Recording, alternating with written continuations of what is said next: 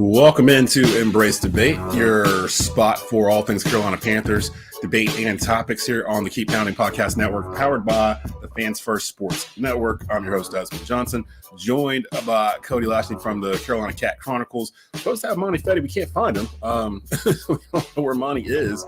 So if you have seen Monty, we let him know that we are looking for him and are hoping he's going to pull through. What's going on, Cody? What's up, man? Hey, I don't blame him. He didn't want this work on a Friday morning, so it's all good, man. He's around. I saw you. He was just on Twitter like 20 minutes ago, so he may have forgotten that we had decided to do this today at 10:30. We'll do what to do. It's a good day. Julius Peppers is in the Hall of Fame. Yes, he is. We got a brand new head coach, man. I'm happy. I'm happy to do it, man. We'll get into all those topics here while we're here this morning. We'll get into Julius Peppers. Shout out to Julius Peppers, the first Carolina Panther drafted by the Panthers to be selected to the Pro Football Hall of Fame. He became a finalist late last night, so shout out to him. We'll get into Pep in just a second. We'll talk about Dan Morgan. We'll talk about Dave Canales, who's been making the rounds through the media the past week or so, and we'll start to get into the roster a little bit too. I want to first of all, let me address the crowd. If you follow me on Twitter, please unfollow the DZ_3505 handle. If you don't know by now, my account got compromised and some kind of Bitcoin spam bot thing started spamming out stuff out of that handle. So I had to make a new handle right here, Des Johnson _3505. So please follow me over there. That's actually my official account. The old one that I had is I no longer have access to it. Apparently nobody works at Twitter. It's all automated. So nobody's helping me out here. So if you followed me over there, please unfollow that one and follow me at Des Johnson _3505. Cody, let's just hop into it here with Pep. Sure. Panthers. If you're watching and listening in the audience, you can participate in the debate as well. Help us out because we can't find money. You can put your comments, questions, debate topics over in the Facebook or the YouTube feed. It'll pop up for us to read live on the air. We'll be able to react to it. Panthers defensive end Julius Peppers nominated as a Pro Football Hall of Fame finalist. Is Pep a top 5 defensive end of all time? Yeah, I do believe so. And maybe I'm biased because, I'm a Panther fan.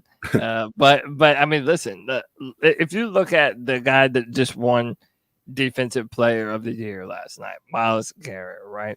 Julius Peppers was Myles Garrett before Myles Garrett. Bigger than you, faster than you, stronger than you. He could intercept the ball and take it for a pick six all the way to the house. Like, the dude's incredible. The first player ever with 100 sacks and I believe 10 interceptions. That's wild. It doesn't even sound like a real number. Yeah. Again, I think that Julius Peppers is definitely one of the best players, certainly to ever play for the Panthers. And in my opinion, he is a top 5 defensive end of all time. I know there's a lot of names, but dude, I don't think they compare to what Pep could do physically. I mean, just looking at his stats below, 553 solo tackles, 159.5 sacks. That's 4th all time. Oh, bless me. Excuse me. 51 forced fumbles, 11 interceptions. I mean, I'm trying to think of a couple that would be before him. Dwight Free was also he was in there last night. I don't know. I don't know if I could name 4 better than him. How about that? I'm sorry, I'm like sneezing. I don't know what's going on there. Okay? Trying to catch my voice. Our boy Monty popped into the house. What's going on, Monty? What's going on, fellas? How are y'all doing today? We're good, brother. We're good. We had to go ahead and hop on those people waiting in the thing. But first topic still. Defensive end Julius Peppers nominated as a Pro Football Hall of Fame finalist last night. First Carolina Panther drafted by the franchise to be selected to the Hall of Fame. First ballot Hall of Famer. In your mind, is Pep a top 5 defensive end of all time? Absolutely. I'm probably, I guess it's easy to say I'm biased, because I'm a Panther fan here. But yeah, I kind of caught the back end of y'all's conversation. Yeah, I don't think I can name 5 better than Pep, especially at his prime. And he's went on to do it for 3 different, franchises there.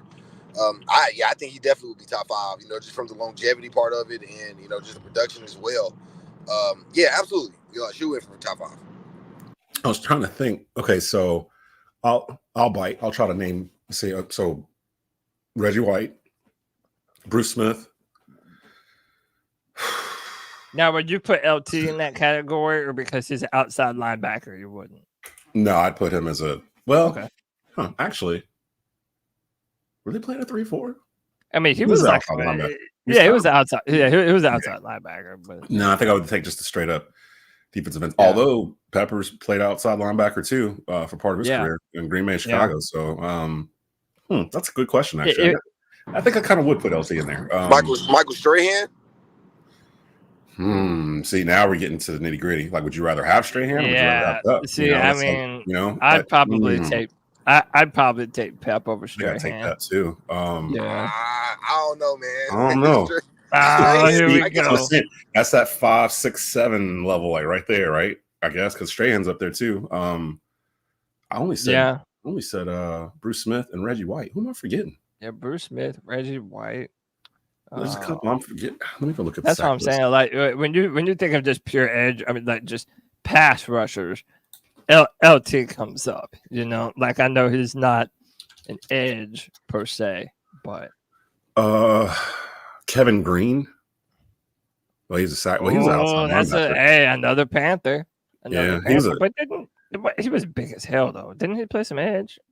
I think he was an outside. He was an outside linebacker because remember he was in that group that we had with him and Lamar Lathan, Sam Mills when we were running 3-4, 96. I'm looking through the history of sack leaders. Bruce Smith number 1, Reggie White 2, Kevin Green number 3, Julius Peppers 4. Actually, Pep only missed Kevin Green by half a sack. Damn. Chris Dolman 5, Strahan 6, Jason Taylor 7, Terrell Suggs 8. Then you get to like DeMarcus Ware. Yeah, that's another name you forget about too. DeMarcus Ware. Now, what about okay, hold on. What about like a JJ Watt? He plays like a more like a 5 tech and a 3-4, but still he's Yeah, top I 5 all Watt time as a tackle though. Like you said, I mean, he does play. I mean, but him and like even Aaron Donald, you know, because you can even make the argument Aaron Donald is going to be looked at as a pass rusher as well. But you know, they more were interior defensive tackle in my opinion, or even interior defensive lineman than I look as a sole pass rusher. Yeah, and most of the guys on this list, now that I'm looking at it, are outside linebackers. It looks like once you get past like the top 5, Chris Dolman was ranked so high. He's number 5. Yeah, I think say he's top 5. He's a top 5 out here. Yeah. So I can't think of no. So I'm happy for him. I'm glad he came back to Carolina. I mean, if you look up a list, didn't he have like 11 sacks his last year or something like that? Yeah, like 10 or 11. If you look up like top defensive ends of all time, most of them are from like the 60s and 70s, and before the current era. I mean, Jones but like I said, he's top 5 to me because he represents what every GM from now until the end of time is going to want in that position: the size, the strength, the speed, the athleticism. He represents the total package, man. So even if some of those guys were better statistically, bro, and Julius Peppers is him.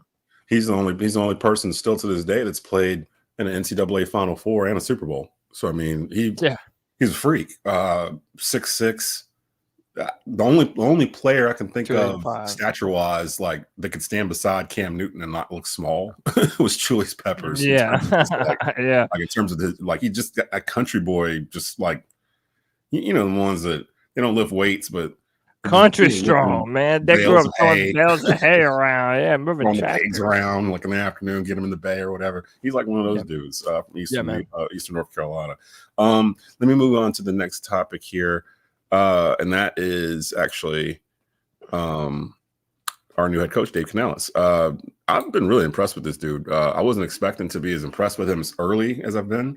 But what has impressed you the most so far about head coach Dave Canales? Because he's been making the rounds. He's been on Up and Adams. He's been on NFL Live. He's been all over the place actually, and he seems really genuine. Genuine's probably the best word to describe him. Like he just seems like he just can't wait to get his day started. Like he's just so excited to do what he does. What do you think, Cody? We've had a couple of weeks now to kind of see what this guy's really about. What What's impressed you the most so far about Dave Canales? Yeah, I've been liking Dave Canales. And, I've been saying this a while back since before we hired the coach that you should have really been open-minded to more than one candidate, right? Because people were talking Ben Johnson, Bobby Slowick. And in the back of my mind, I just felt like that was never going to happen, right? So a lot of people, when they originally heard that Dave Canales was hired as the head coach, they were not too happy, Monty. But I've been happy with it because I know the one thing that got him hired, right? It's that ability to turn around the quarterback position. He did it with Geno Smith. Nobody thought Geno Smith was a franchise quarterback, and now he's Seattle's guy. Everyone, including us in Panther fandom, thought Baker Mayfield was basic. He's just whatever. And then he goes out and has a great season for the Tampa Bay Buccaneers. On top of all of that, he seems like the type of guy, we were wanting a culture builder, someone that can bring that culture back to the Carolinas. Well, he has the type of attitude and mindset that I feel can do that. And I think he's a great coach. He's an offensive-minded head coach. I'm hoping that we got him a year early. So I think Dave Canales could have been the Ben Johnson of next year's coaching cycle, if that makes sense, No, yeah, totally. Yeah, kind of jumped on that train a little bit early. I like it. I like the hire. I like his attitude. He has that young, fresh energy. I'm for it, man. I like it. Monty, what are your thoughts on Dave? Because I've really seen the fan base online really lean into this hire a lot quicker than I expected them to, us included. I think we were skeptical at first, but it really only took to do like a day or so of talking for us to kind of be like, okay, this is different. This is different than what they've tried before. And to Cody's point, I think he's right. I think they're about a year ahead on him. What are your thoughts on Dave? Yeah, I mean, I think as time goes on, as we get more information, I think a lot more fans are embracing him more. I am I really do like the hire now. I have kind of grown on to the hire, or me liking the hire as well. I am kind of, skeptical just about the whole process in general. I kind of want to see what we're going to do in free agency. But like you said, man, everything that you see from him, from, NFL Live and, every interview that you see, he seems real. And again, genuine is the best word for it. Just seems more real, genuine, real down to earth, but real excited to be here and real, excited to start a new era here in Carolina. And I'm all for it.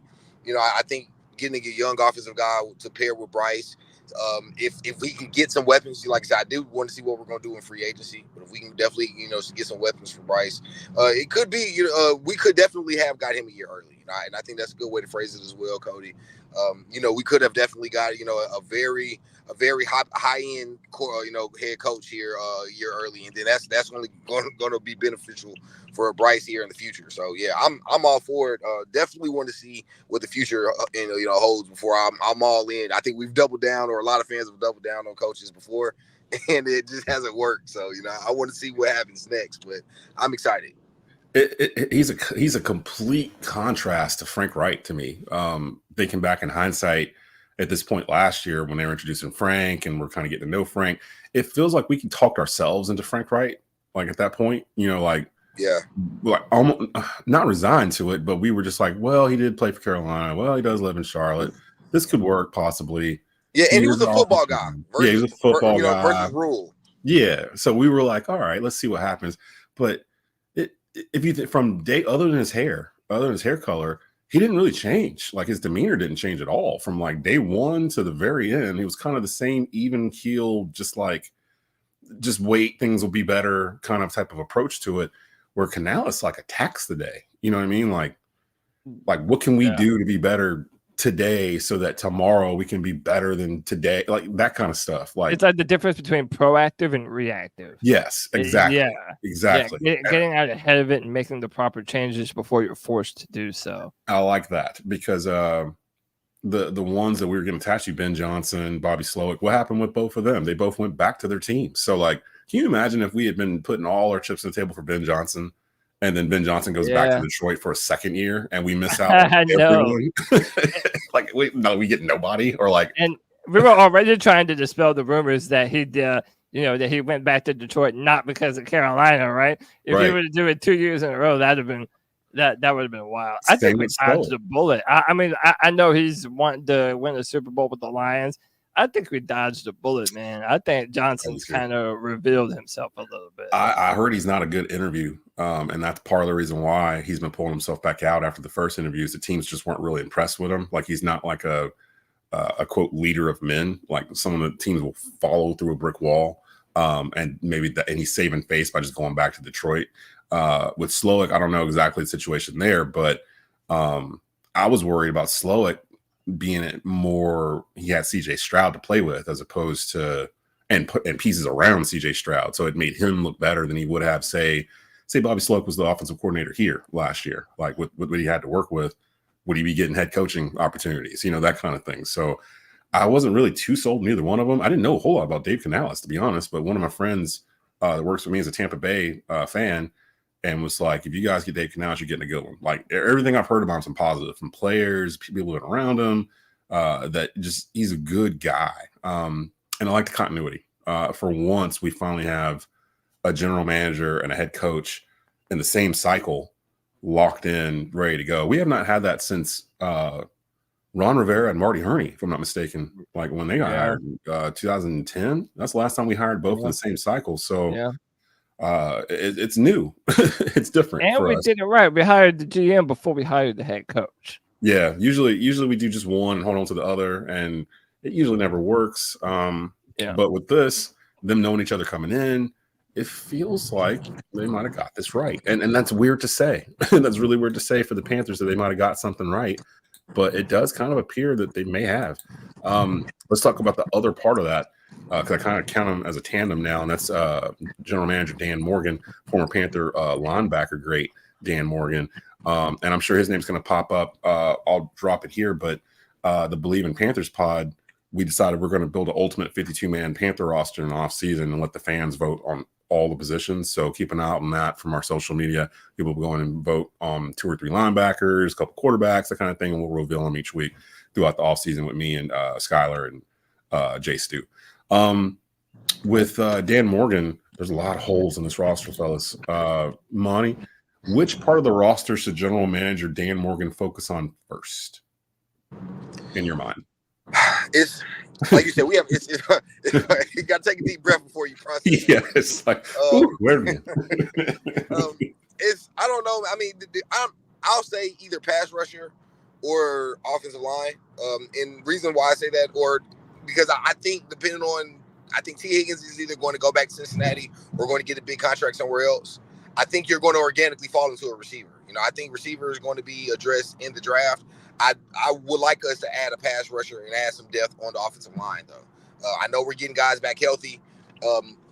If we can get a guy like Calvin Ridley, on a discount, because I believe he's not going to be as expensive as everybody thinks. I think that's going to be huge, and then you're going to have to double down in free agency with receiver. But yeah, man, I would love us to get another, somebody opposite Brian Burns, or if Brian Burns isn't here, we got to get somebody to, to fill that void with another hole that will create there. And I also feel like that you got to add some more depth to the offensive line, man. You got to protect Bryce Young. So I think those kind of maybe the first 2 priorities. You got to start with the trenches first and then work your way out. But, other than, those are your first 2, and then you got to get some weapons. I feel like those are kind of be your 2 things that, and then, no way to add dogs, then you got to add dogs on the trenches first. And I think that's kind of your priority, in my opinion. But yeah, those would be my 2 or top 3 priorities. Cody, same thing. What part of the roster should General Manager Dan Morgan focus on first? Bro, low key, it might be left tackle. Straight might up. Be. It might be left tackle, man. Look, I know I'm a believer that Brady Christensen could play the spot, but I kind of think that that's too far down the road for anyone to actually do it. So, Tyron Smith is going to be your free agent at left tackle. He's long in the tooth, getting older. But so was Andrew Whitworth when he went from the Bengals to the Rams. So maybe that's a move. Again, like I know everybody talks about T. Higgins. I would love that so much, man. I'm a Clemson fan. Like I watched him and Trevor win a championship for my Clemson Tigers. And I think that would be a great receiver for Bryce. Like, okay, T's down there somewhere. I'm going to get it up there to him. I think that would be perfect for him. A wide receiver in the draft and in free agency, I think would do us good. And then the offensive line, this is where like I can kind of be swayed either way, right? Like it's a bit of a conundrum to me. Because on one hand, you could say, well, we had so many injuries on the O-line this year that it was impossible to have any type of, continuity when you're constantly replacing your two guards. I think that maybe if we get some guys back healthy, we could be better. But at some point, I do think that you need to build up your depth along the O-line. And, nothing is more important right now than building around Bryce. You have to know what you have in him as a quarterback, because right now we don't. So put him in a system to succeed, put weapons around him, and really just build up your O-line. Yeah. The problem with the offensive line is that some of them are already locked in for a couple of years, right? Then we signed Bozeman to an extension. Moten's going to be here for a little bit. The only one that's on Christensen's on the last year of his deal. Corbett, I believe, has. I think Corbett extended last year, didn't he? Right, for at least a couple of years. And then Icky's on his rookie deal. So I don't know what you can. Yeah. See, the thing is, we never saw him healthy. We never saw the offensive line from the year prior completely healthy. No. Like, really, I mean, Christian got hurt game one that night. So, I mean, I don't know. There's a lot in the air with that. And I like what Canales said about somebody asked him straight up, like, hey, your line is a power run line. Last year, they decided not to do that for some reason. What are you going to do? And he was like, we're going to do what's best for us. Whatever it is we need to do that week, that's what we're going to do, which was the perfect answer. Don't get pigeonholed into we're going to be a power team. We're going to be blah, blah, blah. No, do what works. I also think if we're talking about wide receivers, Kristen Ledane says in the chat, Calvin Ridley is probably the most realistic option for us right now if we're going a free agent wide receiver route, because I don't think he's going to break the bank. He's not considered to be like an elite tier. I mean, he is, but not to the point that he was when he was with Atlanta. And I think that he is that separating wide receiver that could do a lot of damage with Bryce as his quarterback. So that's kind of in our wheelhouse, if you're asking me. There's a lot of wide receivers in this draft too. Right. I liked what Dan said during the press conference where people were asking, was he going to trade up into the first? And he was like, well, we have pick 32. It's literally a late first round pick. Like, I don't know if we need to trade collateral just to move up 10 spots or something for a player at this point. Because a player at number 22 is going to be pretty similar to a player at 32, to be honest. Usually it's those first 10 are separated out, or 12, and then it kind of drifts into this from pick like 12, 13, depending on the year, into about the middle of the second round. Those guys are interchangeable to me. Like you can, any of those guys might have went to the first if a team fell in love with him. So I agree with him. We don't necessarily need a first. Look at the Rams. The Rams haven't had a first round pick in like 4 years. And they're still trucking along. So at wide receiver to me might be it. I'm curious as to what happens with Icky. He's a top 10 pick. I don't want to just give up on him. But I don't know if just moving him to guard is going to be a fix either. And the secondary, we had a lot of injuries last year in the secondary, and especially to our starters, J.C. Horn, Dante Jackson. I don't think they're going to, well, it doesn't sound like they're going to keep C.J. Henderson. They didn't extend his fifth-year option or whatever, so it looks like he's going to be a free agent. Maybe they look for a cornerback, some kind of shutdown corner. Considering the division that we're in, maybe I'm just saying, Jair Alexander is out there, and he's from Charlotte. From Green Bay, and he's from Charlotte. So, yeah, I would is he a free agent? Jair here. Is he about to be a free agent?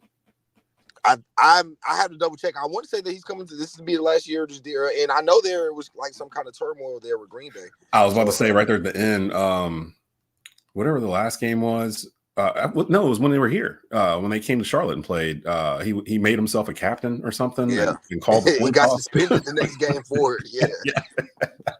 Like, what is this dude doing? How do you get suspended for? Why would you think you could just walk out and be the captain and call the coin toss, and the coaches don't know what's going on? You kind of showing up people, buddy. But yeah, but I like Jair. I think he's really good. So maybe that becomes a question there. Bonus question here. And we've kind of touched on it a little bit with some of these topics, but who is the priority number one?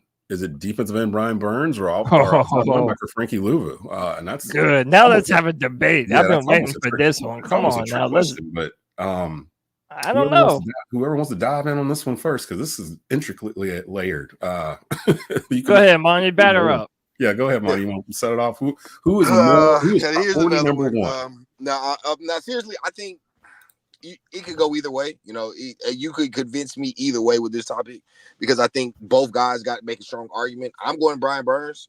I think Brian Burns has earned his contract. I also think Brian Burns has, when healthy and winning a conducive or winning a system that isn't absolutely trash. I feel like he's been one of the better offensive or better defensive pass rushers in the league. I love Frankie Luvu to death, so again, you could convince me either way. I'm probably going Brian Burns. I think with the Vero's defense, I think if you add, once you get Shaq back, you can finally get a consistent, consistency at cornerback. I think if you can get another pass rusher, I think Brian Burns will, just make that next step like a lot of these guys here. But yeah, I mean, I would not argue. I'm not going to fight you down today, Cody, about Frankie Luvu. I think Frankie Luvu is definitely a dog, man. Cody. I mean, look, my thing is this. We're already so decimated at the linebacker position, specifically those two inside linebacker spots, that Shaq Thompson's getting older. To lose Frankie Luvu when he has been nothing but Mr. Consistent, when nothing around him is consistent, is absurd to me. On top of that, his contract is going to be far less than the money that Brian Burns is looking to get. Look, before the season, man, I was all about paying Brian Burns. I felt so sure that this was going to be his breakout year. And then he basically didn't. And then but kind of later go on to admit that, well, yeah, I didn't want to get hurt, so I wasn't really necessarily putting my all into it. Like, bro, that optics just doesn't read well, man. Mm-hmm. Like, we're always kind of torn between, well, do we pay him all the money that we don't necessarily think that he's worth, or have to go through the issue of replacing two edge rushers? You already needed that compliment to Brian Burns. Now you're going to get rid of Brian Burns? I just think that this whole thing has handcuffed us. And I do not think that Brian Burns has earned the type of money that he is asking for. I would not pay him Myles Garrett money at this point in time. So, yeah, Frankie Luvu. It's never even been confirmed that he's asked for that type of money either. Right. Now, why hasn't he been paid yet, Monty? If he's not asking for that type of money. I mean, to be fair, the general manager that didn't pay him just got fired. So, I mean, let's be real. Yeah. You can say that the general manager here was just terrible, and that's been true. So, I mean, why you could ask a lot of things. Why do we trade your Hall of Fame talent for not a first round pick? If that's the argument that we're gonna make, I mean, there's a lot of things that we've just done terribly wrong. And it now has trickled down to now your bet, like you said, it's handcuffed us. You either lose your best. I'm gonna make the argument, bro. He's still arguably the best player on the defensive side of the ball. You arguably is one of the best players. Derek Brown. I mean, bro, again, leaning towards you can make just before the season started, people didn't even want Derek Brown. People were saying that they weren't even going to stand by Derek Brown. He did turn it around this year, yeah. I mean, so again, you can always make the argument Brian Burns is still the best player on that side of the ball. Either way, you're going to either, like you said, fill two holes at defensive end, or one hole by with losing Frankie Luvu. Again, Frankie Luvu is going to be cheaper, but Frankie Luvu is ceiling isn't higher than Brian Burns. So that's why you pay Brian Burns more. So I mean, and to be honest, you said about playing inside backer. Bro, Frankie Luvu was better as an outside backer than inside backer. He was forced to play inside backer. I'm talking about a 3-4. If you have four linebackers, you have two edge rushers, and you got your two in the middle. In a 3-4, he still would be used more as a pass rusher than he would be as an inside backer, though. I mean, they were using him to hunt down the run. Like they're using him to blitz sometime, but in the middle of the defense, we don't have anyone. Shaq Thompson's getting older. Deion Jones, like that's not a long-term answer. The same thing that you're saying about defensive end is the same thing that I can say about linebacker. Now, if you let Frankie Luvu go, you're going to be looking to replace Shaq. Now you're going to be looking to replace Luvu. We haven't even replaced Luke Kuechly or Thomas Davis. Not like it could, I understand. But we haven't done anything since they were gone. Well, it's easier to replace Luvu. I mean, look how we found Luvu. We found Luvu on a late round pick, and over a team that didn't even want him, from the Jets. I've always thought that Luvu, ever since Dan Morgan made those dog comments at the press conference, Frankie Luvu popped in my head. I was like, that was a Dan Morgan guy. Like that was a guy that Dan Morgan found and came to Fitter and was like, "Hey, we need this guy because if you look at the way he plays and like what he is to the team, I don't think Scott Fitterer found him. I feel like Dan Morgan found him and brought him to Scott Fitterer. And I think keeping Dan actually allows them to keep both Brian Burns and Frankie Luvu. I think I saw Frankie Luvu's value on Sports Track's like $11 million a year or something like that. It's like a $45 million deal for 4 years or something. That seems doable. That seems very doable for somebody like Frankie Luvu. And then with Burns, someone had posted in the comments, because a lot of them are leaning more toward Luvu being the one that's priority number one. C3 Panther Pickle says reports was they offered a $23 million deal and he said no. That was right when Bosa was getting like 29, 32, whatever he ended up getting per, and he was getting compared to him. So they've already not traded anything for Burns is my problem. Like my problem with Brian Burns is he has no secondary pass rush maneuver. He'll get to the back foot, and if he doesn't beat the tackle around the edge, like he has no get off, man. It's he wants, like Monty saying, we don't know how much money he wanted. My thing is that the reason they didn't pay him was because he was asking for a crazy amount of money. I felt they intended to pay him because that's why they didn't trade him to the Rams the 2 different times they had the opportunity to. They just wanted to pay him in the ballpark that they valued him at. And I just think that those two are the Panthers and Brian Burns are at an impasse. To me, the most reasonable answer going forward is you put the non-exclusive franchise tag on him. He plays under the tag for a year, unless someone's willing to divvy up enough draft picks for us to be able to move on from him, especially when you don't have a first-round pick as the Panthers right now. To me, that's the best option. Monty, anything from on for that? It's hard to say I disagree. But again, I think that your priority going into it is you go to keep, like Dan Morgan was saying, you go to keep your dogs. Like I said, before the season started, Brian Burns was absolutely the top dog that we were considering on this team. You know, you can either argue J.C. Horn, you can argue, quite a few, only a handful of guys, but Brian Burns was your guy. Feel how you feel about Brian Burns in this season. That doesn't change my opinion about him as a pass rusher. That doesn't change my opinion about the priority of keeping him as a player.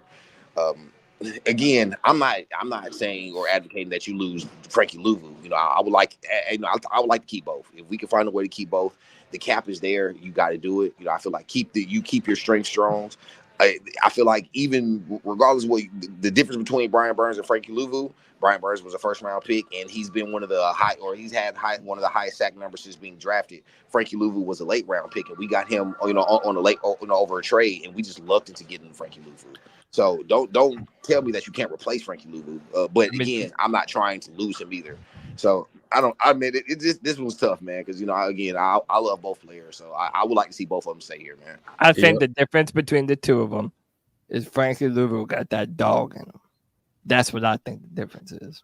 I can't say that Burns don't have a dog in him. It's just that Luvu's more animated, I think. What game has he ever taken over?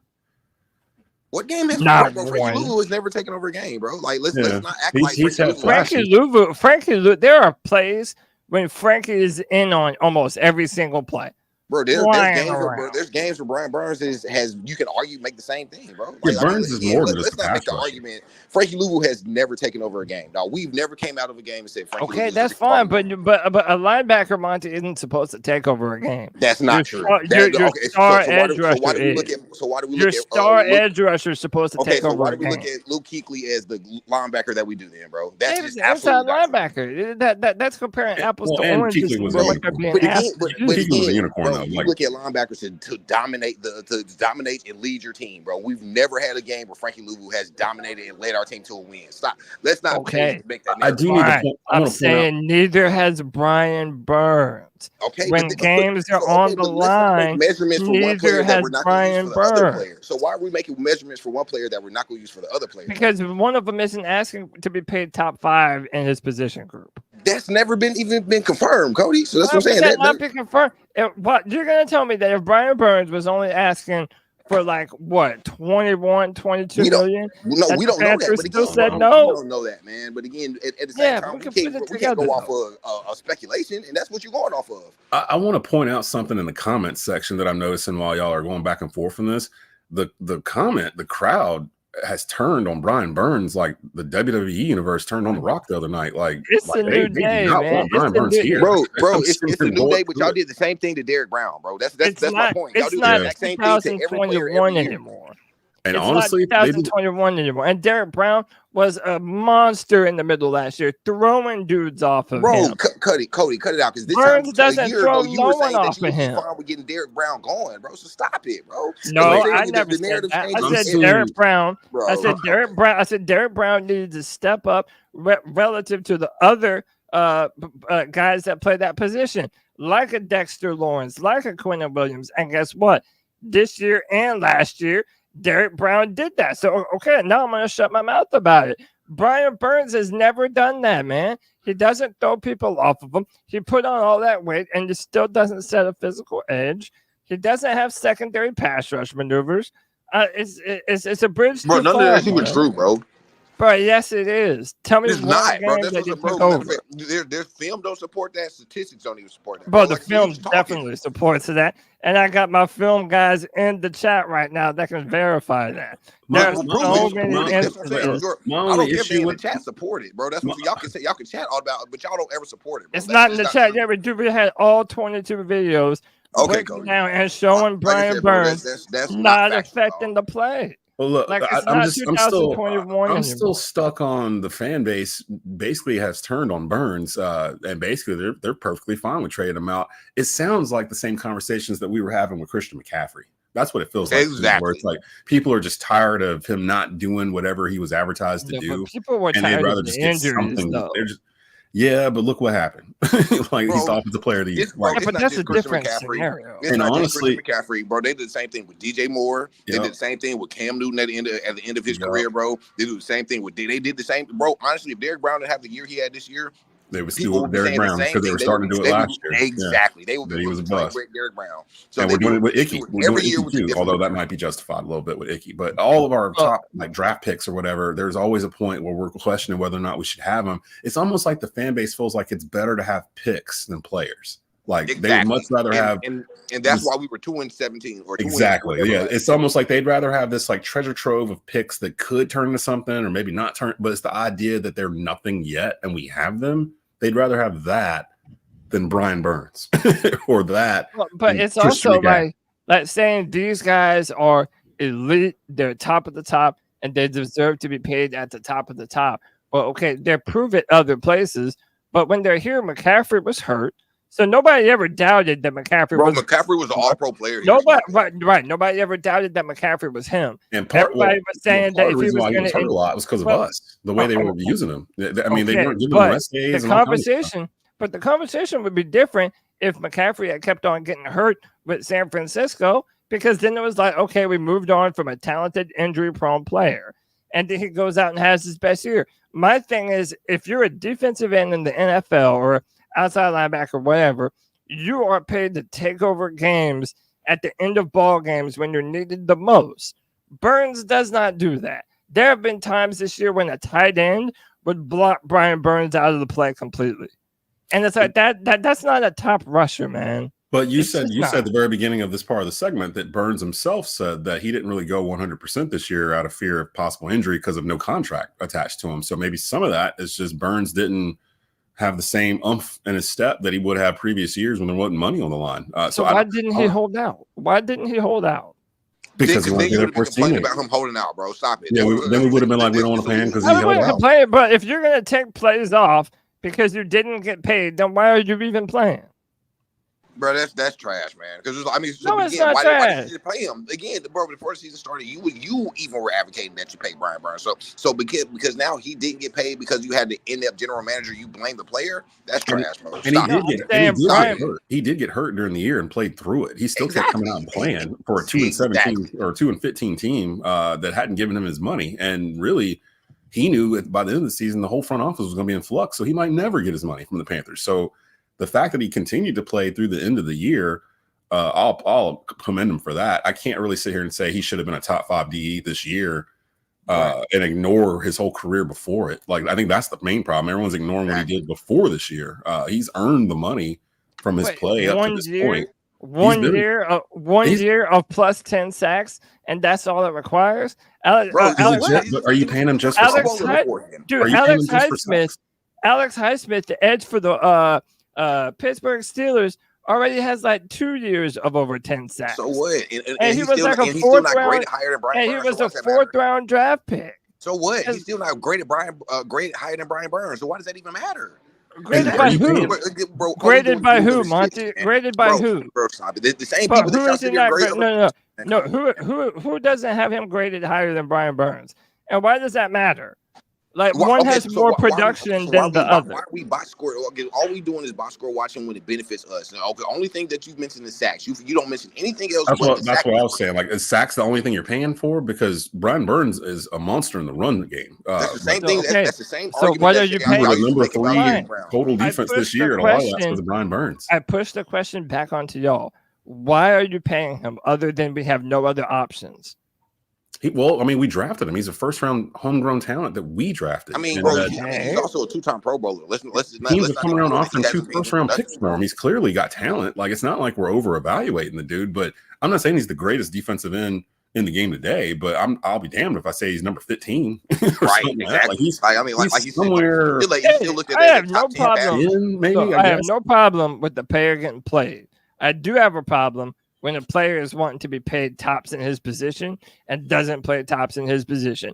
No, do I know for sure what Brian Burns wanted? No. But the fact that they didn't sign him when the Panthers knew that they turned down draft picks in order to keep him in Carolina tells me that the asking price was a little bit too high. I'm allowed to read between the lines on that one. You agreed with us turning down draft picks. So what are we talking about now, man? I got to move it to the next topic. There's one more, and it's outside Panther world. It is Super Bowl week, and I couldn't get you guys out of here without at least getting Super Bowl predictions. 49ers, Chiefs. I know the money's with the 49ers. I think the 49ers are favored. I can't figure out why Vegas is, or maybe all the money went on the Chiefs or something. I don't know. Who do you guys got in this one? Because it looks like it's going to be a good one. I hope it's good. I can't bet against. I can't bet against Patty Holmes, man. I just can't bet against. Thank you. I'm done doing it. Like, I'm done betting with this dude. Like, I feel like I don't have a dog in this fight. I feel like the Chiefs are probably going to win. However, I am pulling for the San Francisco 49ers. 1 for Christian McCaffrey, 2 for Steve Wilkes, and number 3. I think that is what you're trying to build here in Carolina. That's the offense that you're trying to build. I think that Bryce Young and Brock Purdy are similar quarterbacks in their style and what they do well. And I think that the San Francisco 49ers, like, that is the snapshot of who the Panthers are trying to become. Now, obviously, we don't have all the defensive players, but I'm pulling for them, man. I want McCaffrey to get a ring. I want Steve Wilkes to get a ring. And, I think that the Panthers are trying to be like that one day. So I'll pull for them. People know before we got the Panthers in 96 or 95, I was a Cowboy fan. You know, here in this area, you were either probably a Redskin fan or a Cowboy fan if you grew up in North Carolina before the Panthers were here. A lot of Steelers, too. A lot of Steelers, yeah. So I grew up as a little kid, I was a Redskin fan. And then as I got a little bit older in the middle school and late 80s, early 90s when Jerry Jones bought the team and all that stuff, I was a big Emmitt Smith fan, so I followed him to Dallas, and then that's when I became a Dallas fan. I left Dallas once we got our own team. Because of that, I can't root for the 49ers. Like, it's like me rooting for Duke. You know what I mean? Like, I just can't, no matter how much I like Zion Williamson, I can't root for Duke to win this game. I can root for Zion, but I'm not going to root for Duke to win the game. I'll root for Zion to drop 30 on them, and they still lose. I'm kind of the same way with the 49ers. I don't really do the whole I wish that former player success. I hope they win the Super Bowl type thing. I look like you're not with us now. Like, you're literally not here. So, like, I can't root for your success. You're no longer a Panther. It doesn't affect us at all. If you win this ring, we don't get to share it. We don't get to hold it on Tuesdays. Like, I mean, it doesn't matter. Like, so I could care less if McCaffrey and Wilkes and Sam Darnold and whoever else is over there from the Panthers actually wins a ring. I'm with Monty. I've been saying it from the beginning of the playoffs. I'm done betting against Pat Mahomes. Like, I'm just done. Like, I was one of the ones in the very beginning when Pat first started in the NFL. I didn't believe what I was seeing, so I was just like basically brushing it off. Like, well, no, that's not sustainable. You can't constantly throw across your chest, across field, and make completions. You can't throw behind the back passes in the NFL. Like, you can't throw no look passes in the NFL and it works. Like, somewhere around not last year, the year before that, the run they went on that year where I think they were playing Houston, and Pat Mahomes had that run where everybody thought he was going to run out of bounds. They just kept tippy-toeing down to the sideline and ran to the end zone because nobody wanted to touch him. And like they were down like, it was like 35-7 or something nuts. And the Chiefs came back and ended up winning the game, the playoff game. It might have been the last playoff game. Deshaun Watson was the quarterback for the Texans. Yeah. From that point on, I was like, okay, I can't bet against the Chiefs. They find ways to do this in the playoffs. And Pat Mahomes has some crazy. He's like 14-3 or something in the playoffs. Yeah. Like for his career. They're the new bad guy, man. They're the boogeyman now. They're turning into it, yeah. But is that turning in? Like I think they are. Is that because of Pat Mahomes winning too much, or is that because of the whole Taylor Swift conspiracy? Oh, here we go. All this nonsense. I've been defending Taylor Swift the past 3 weeks. That's what the Chiefs have put me in a position where I've had to defend Taylor Swift for 3 weeks because I'm like, the girl ain't doing nothing, man. Just leave her alone. She's up. But how mad are people going to be when the entire halftime performance by Usher? They're just going to have the camera on Taylor Swift. On Taylor Swift singing Usher. Literally, they're going to pan to her singing. I'm going to be disgusted. Hey, as a diehard Usher fan, I'm going to be disgusted. Brother. I'm not even going to lie to you. I'm going to be upset. Well, we're real quick bonus question before I get y'all out of here for the day. What's your favorite halftime performance of the Super Bowl ever? Because I was watching. I already know what mine is personally, but in terms of the greatest one, I'd been fighting it. But I saw a documentary on Prince on Peacock last night, and I was like, you know what? That Purple Rain performance in the rain, because I grew up in the '80s. Like Purple Rain is like my thing. For him to be playing Purple Rain on an electric guitar in a downpour in the halftime show. That might be the best one. Yeah, Prince was probably. I'm gonna go Beyonce, bro. Yeah, bro. I'm a low key Beyonce fan. Which one? The one in New Orleans when the electricity went out. Yeah, like when she did the Michael Jackson tribute, like and they did. She brought out Formation. That was my favorite. My favorite was Janet Jackson and Justin Timberlake.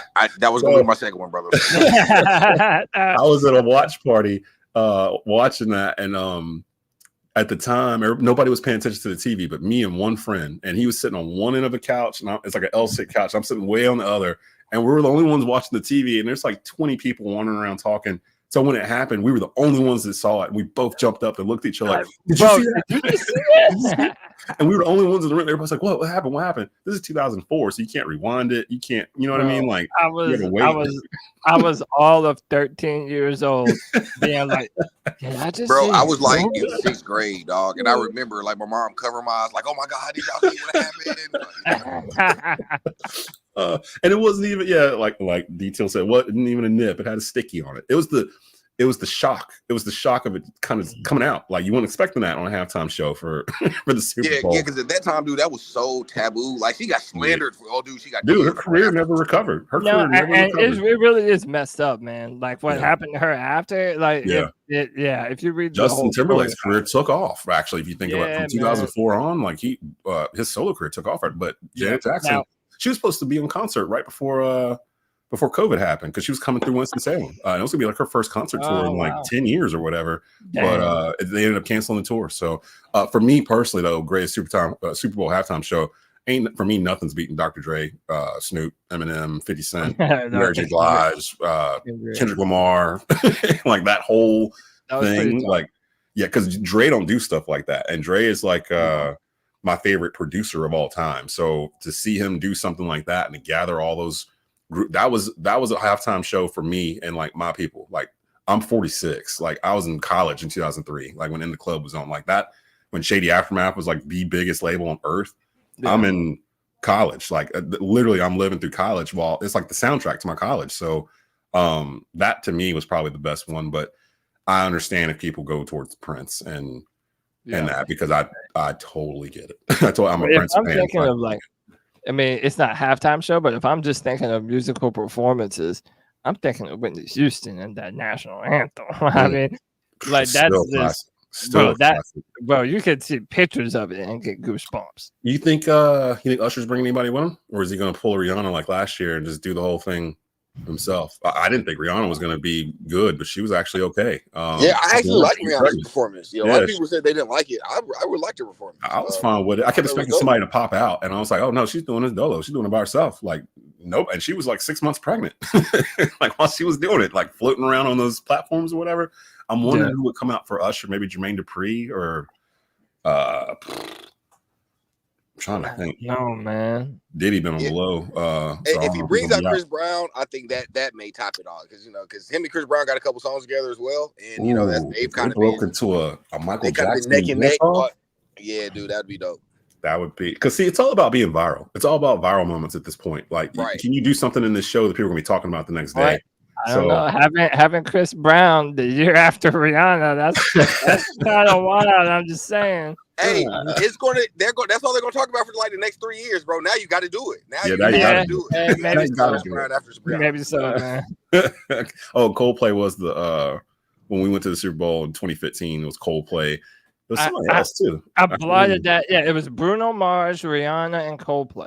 Yeah, that's right. That's what it was. Was it Rihanna or was it Beyonce? No, Beyonce. No, it was Beyonce, Coldplay, and Bruno Mars. And that was not.